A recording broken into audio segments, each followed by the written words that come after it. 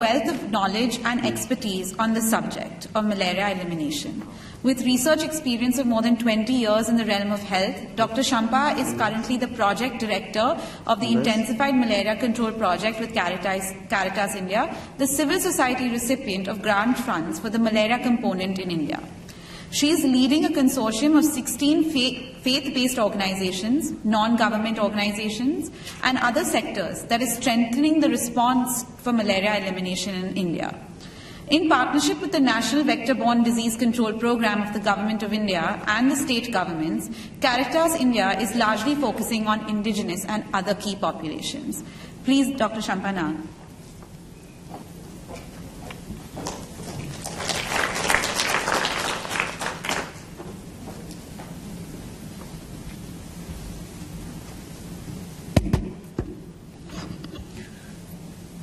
A very good afternoon. At the outset, I would like to congratulate the Godrej Group for creating this advocacy platform where multiple stakeholders are there, including the corporate sector, the civil society, even the research organizations, and the media groups, etc. In fact, we have heard since morning a lot of aspects of malaria. In fact, I was very happy to see that many of them look like malariologists, and that means it has created an interest, even if for this platform only. But as I mentioned to Vikas, my good friend, that let us not stop here. Malaria is very complex. That is why we have heard that we have had windows of opportunities not only in India but elsewhere. In fact, malaria remains local and focal. In fact, when it gets eliminated or it comes down quite a lot, when the focus shifts to maybe other priorities, it bounces back or rebounds. In fact, there have been 21 documented resurgences of malaria, including one in India during the 60s. But that should not deter us, that the goal which we have set for ourselves, especially initially by the Honorable Prime Minister Narendra Modi ji at the APLMA Asia Pacific Leaders Malaria Alliance, where he has committed to Asia Pacific Malaria Elimination Goal of 2030, SDGs, as well as we now have this National Framework for Malaria Elimination. Then we have recently launched National Strategic Plan by Honorable Health and Family Welfare Minister J.P. Nadda ji. All these things are there. Therefore, if someone asks, why malaria elimination at this juncture? But the question can be, why not?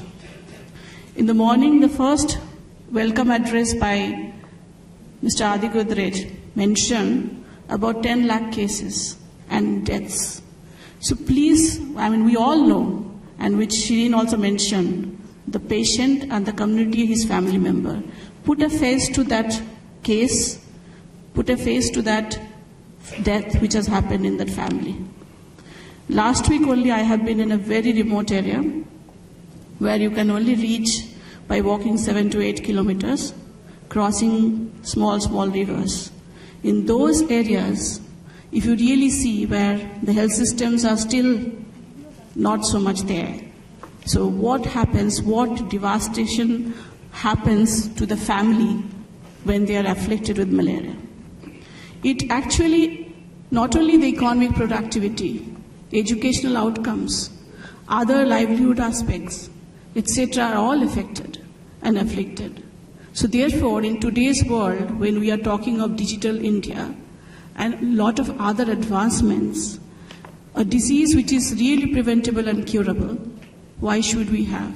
So therefore, at this juncture, I think, and I believe this is another window of opportunity to all of us, the partners in this journey, that we should not leave this chance.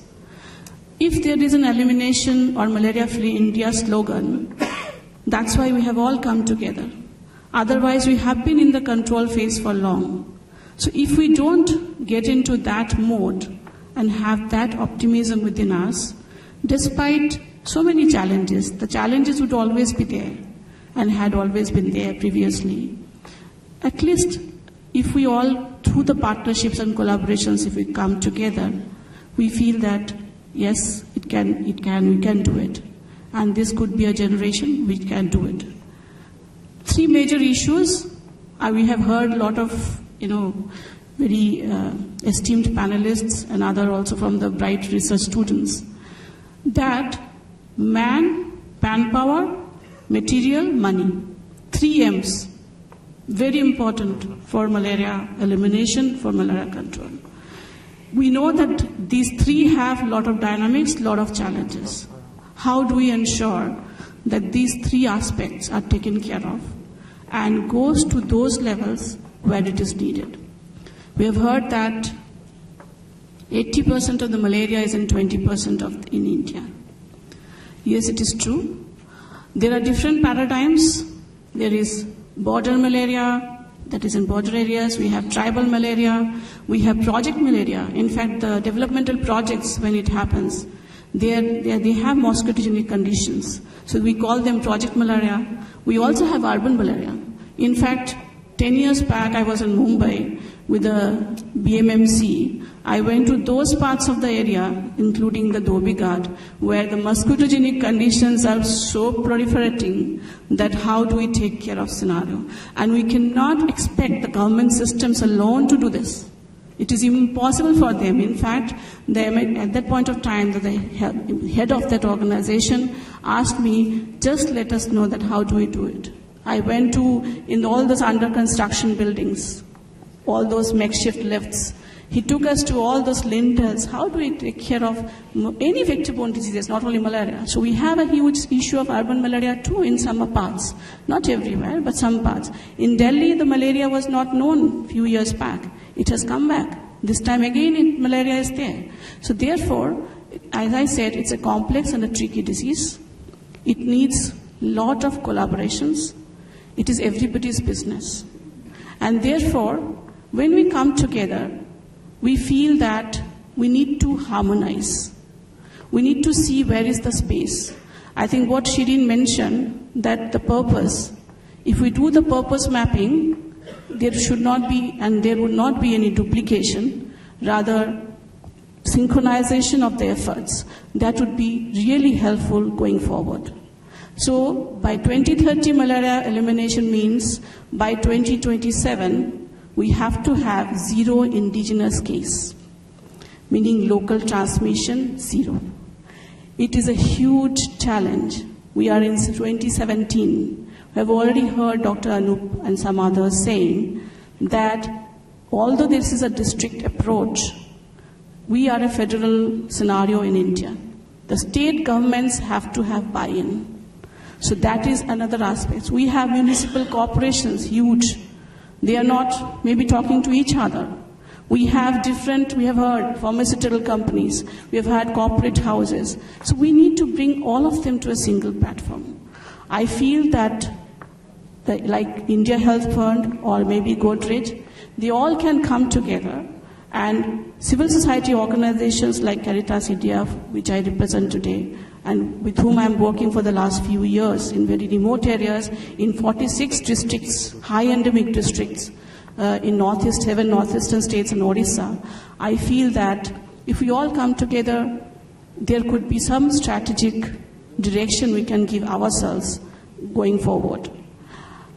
I also want to share one more thing here. It's not that as a chief guest, I consider myself as a development worker, especially a health worker on the ground. I visit the field every day. I want to say that, yes, financing is a huge issue. I heard already that, yes, 10,000 crore is the 2017 to 22 plan of malaria elimination strategy plan, the current one. I'm not talking about 2030. It is much, much higher. It is, yes, it is doable. There are, in fact, the funders especially the external agencies. We are gradually exiting from India, which we all know. They mention you have huge corporate houses with a mandate of CSR. You have huge HNIs, high net worth individuals. You have so many other foundations. You have a vibrant government with an emerging, really vibrant economy going forward. Why do you need extra money, additional money? However, how do we channel all these things together? How do we pool the resources? Where is the dialogue with the government? So therefore, I feel that the government sector, the civil society, the corporate, all should come together and brainstorm and see that if this is the strategic plan, how do we take it to the state level? Some of the states have progressed. In fact, I know about Maharashtra, they have also progressed, but they have also progressed somewhere in Punjab, Karnataka. They have Odisha, they have good examples of partnerships and leveraging local funds or local partnership, stakeholder associations. But then overall, I think malaria advocacy is still evolving at a nascent stage, unlike maybe HIV platform and etc. For whatever reasons, at times I used to mention that maybe malaria is not a fashionable disease to work. So therefore, maybe we are not together. We are working maybe in different silos or wherever we are working on the ground. Is it that? It is not that. What I feel, the effort by someone or some organization, some individual to bring us all together is the need of the hour. And therefore, I have been telling Vikas, and I'll request you also, that please don't stop here. Let us not have these kinds of platform as a one-off. We should continue the dialogue with each other. We should dream the same dream. We should feel that our own purpose, if we really map, we feel that we can, make a change. Despite being part of this National Vector-Borne Disease Control Program partners, I feel that they also need to think out of the box at times. I'm very blunt here. Because involvement of the other sector, whether it is corporate or there is NGO, etc., there has been and there is still a bit of skepticism. Like, yes, today, yes, tomorrow maybe no. At the end of the day, it is our program. And who is going to do it? So all these aspects, and really bug them at times. Number two, there is also some thinking that if many sectors, including the private sector, huge body, to whom people are accessing at the end of the day, if those cases come up, because the data which have been discussed or reported or told about this 10 lakh case is only the data which is being reported by the public sector. There is no other, government sector data, no other private sector data is there. But I'm at least from Caritas India perspective, I'm proud that for the first time, after a lot of dynamics, the Caritas India Consortium, the 16 organizations' data from the NGO sector, the government is integrating at the sub-center level. It is a historical breakthrough. In fact, that the total buy-in is there, that our volunteers are being taken as an extension of health systems. So that is the way forward. The legacy which one needs to leave behind is the linkages, capacity building, and ensuring at the local level how the impact is being measured. So I would like to end my this talk by saying that we may be few, we may be many, but if we continue to connect to each other, if we feel that if there is a health fund, if there is a Godrej initiative, how can we bring it at #Malaria-free India together? In fact, I have been discussing, there have been examples in Africa of huge collaborations, corporate sector, NGOs, everybody, and they have really achieved a lot. And there's a complete buy-in with the government systems. But India, we have so much of opportunities. Why can't we do it? We have huge, great minds, and I'm sure great hearts, and also pockets. Okay, there is money. There are also pockets. Why can't we bring all of them together to tackle this really preventable and curable disease? We say that there are a lot of LLIs, long-lasting insecticidal nets. Only one state of Odisha, this time 1.34 crore LLIs have been distributed free of cost. How do we sustain it after 3 years? So these questions, when these collaborations come together, these questions should be brainstormed. And then see that where government can chip in, where I can chip in, according to our distinctive strengths. So from that perspective, I would request each of you not to stop here for this event only. Let us continue to dialogue with each other and see that how we can chip in or do our own bit in this domain. Thank you very much.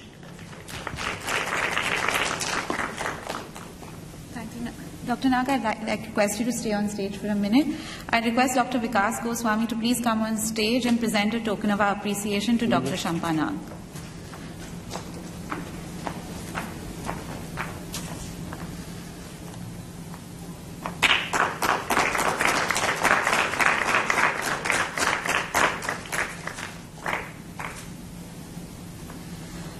Now, for the last part of the conclave, I would like to invite Dr. Sabyasan back on stage. A special mention here for Dr. Sabyasan, who's had a very